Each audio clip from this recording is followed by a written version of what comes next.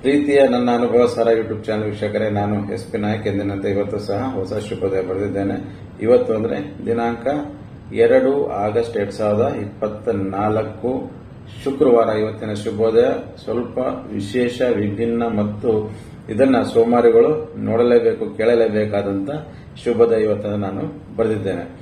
ಅದೇನಪ್ಪಾ ಅಂತ ವಿಶೇಷ ಅಂದ್ರೆ, ಇವತ್ತು ನನಗೊಬ್ಬ ವ್ಯಕ್ತಿ ಕೇಳಿದ ಪ್ರಶ್ನೆ ಏನಪ್ಪಾ ಅಂದ್ರೆ, ಕೆಲವರಿಗೆ ಅಂದ್ರೆ ಕೆಲವು ವ್ಯಕ್ತಿಗಳಿಗೆ, ಅವರು ಹೆಣ್ಣಾಗಿರ್ಬೋದು ಅಥವಾ ಗಂಡಾಗಿರ್ಬೋದು, ವಯಸ್ಸಾಗಿದ್ದರೂ ಸಹ ಅವರು ಹುಡುಗ ಹುಡುಗಿಯರ ಹಾಗೆ ಲವಲವಿಕೆಯಿಂದ ಕೆಲಸ ಮಾಡುತ್ತಿರ್ತಾರಲ್ಲ, ಅದು ಹೇಗೆ ಸಾಧ್ಯ ಮತ್ತು ಇದರ ಹಿಂದಿನ ರಹಸ್ಯವೇನು ಅಂತ.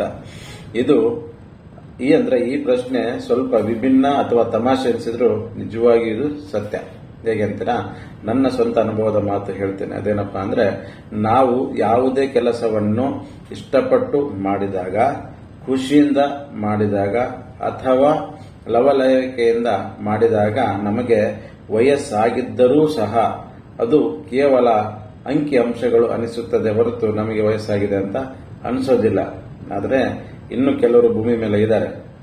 ಅವ್ರು ಯಾರಪ್ಪ ಅಂದ್ರೆ, ಕೆಲವು ಸೋಮಾರಿಗಳು ಹೇಗಿದ್ದಾರೆ ಅಂದ್ರೆ, ಕಷ್ಟಪಟ್ಟು ಕೆಲಸ ಮಾಡ್ತಾರೆ, ಕೆಲಸ ಮಾಡಬೇಕಾದ್ರೆ ಬೇಜಾರದಿಂದ ಕೆಲಸ ಮಾಡ್ತಾರೆ. ಇಂತಹ ವ್ಯಕ್ತಿಗಳು ನಿಮ್ಮ ಹುಡುಗರಾಗಿರ್ಬೋದು, ಹುಡುಗಿಯರಾಗಿರ್ಬೋದು ಅಥವಾ ಗಟ್ಟಿಮುಟ್ಟಾದ ವ್ಯಕ್ತಿಗಳಾಗಿರ್ಬೋದು.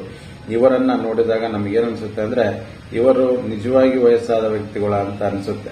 ಆ ರೀತಿ ಇವರು ಕೆಲಸ ಮಾಡ್ತಾ ಇರ್ತಾರೆ. ಅದಕ್ಕಾಗಿ ನಾನು ನಿಮಗೆಲ್ಲ ಹೇಳುವ ಕಿವಿ ಮಾತೇನಪ್ಪ ಅಂದ್ರೆ, ಯಾವುದೇ ಕೆಲಸ ಮಾಡಿ ಅದನ್ನ ಇಷ್ಟಪಟ್ಟು ಖುಷಿಯಿಂದ ಮಾಡಿ. ಯಾವಾಗ ನೀವು ನಿಜವಾಗಿಯೂ ಸಂತೋಷವಾಗಿರ್ತೀರಾ, ಅದರಿಂದ ನಿಮಗೆ ಏನೋ ಖುಷಿ ಸಿಗುತ್ತೆ, ಮತ್ತೆ ಕೆಲಸನೂ ತುಂಬಾ ಚೆನ್ನಾಗಿ ಆಗುತ್ತೆ. ಇದು ನಿಮಗೇನಾದ್ರೂ ಅನುಮಾನ ಇದ್ರೆ ಒಮ್ಮೆ ಪ್ರಯತ್ನಿಸಿ ನೋಡಿ.